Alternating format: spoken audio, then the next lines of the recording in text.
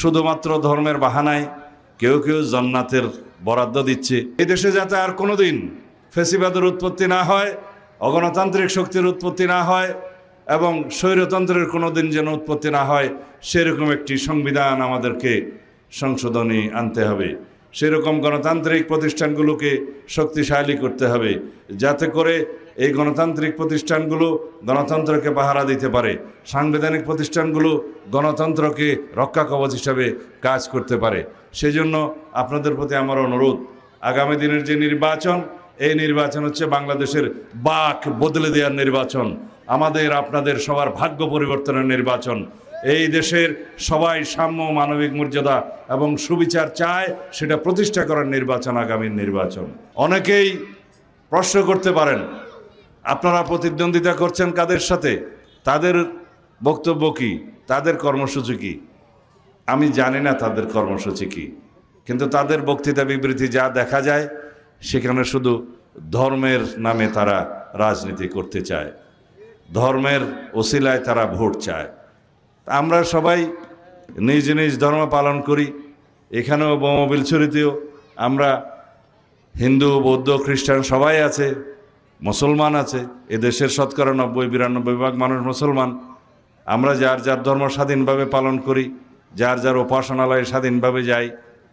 সুতরাং ধর্ম রাজনীতির একটা অঙ্গ হতে পারে, তবে শুধুমাত্র ধর্মের বাহানায় কেউ কেউ জান্নাতের বরাদ্দ দিচ্ছে, সেই বাহানায় যেন আমরা বিভ্রান্ত না হই। কারণ এদেশের মানুষ, এই সমস্ত ভূখণ্ডে যারাই আমরা বসবাস করি, ধর্ম, বর্ণ, জাত পাত, ভাষা, সংস্কৃতি নির্বিশেষে আমরা সবাই বাংলাদেশি। এদেশের মানুষ, আমাদের সবার অধিকার সমান, সাংবিধানিক অধিকার সমান, গণতান্ত্রিক অধিকার সমান। আমাদেরকে মানবাধিকার এবং গণতান্ত্রিক অধিকার সমুন্নত করতে হবে, প্রতিষ্ঠা করতে হবে। সবাইকে বাংলাদেশের মালিকানা ফেরত নিতে হবে। শিয়া বাটার ও ভিটামিন ই সমৃদ্ধ লিলি বিউটি সোপ, তারুণ্যময় উজ্জ্বল ত্বকের জন্য। রিমার্ক, এখন কি দেশে কোনো নৌকা আছে?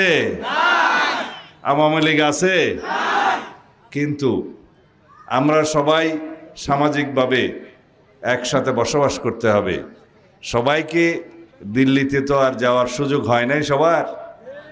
শেখ হাসিনাও সবাইকে নিয়ে যেতে পারে নাই। যারা আমাদের ভাই বন্ধু আছে, বিভিন্ন সময় বিভিন্ন দল করেছে বা এখনও করছে, এটা তাদের স্বাধীনতা, করতে পারে। কিন্তু আওয়ামী লীগ কোনো রাজনৈতিক দল নয়। এটা একটা গণহত্যাকারী, ফেসিবাদী একটি মাফিয়ার শক্তি। কোনো রাজনৈতিক চরিত্র আওয়ামী লীগের ছিল না। কিন্তু আমরা যারা এখনো পর্যন্ত দেখি যে আওয়ামী লীগের প্রতি সহানুভূতিশীল, তাদের প্রতি অনুরোধ, আপনারা বাংলাদেশের পক্ষের শক্তির সাথে থাকেন।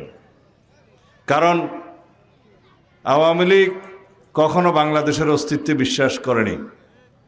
তারা এই দেশকে ভারতের করদ-রাজ্যে পরিণত করতে চেয়েছিল।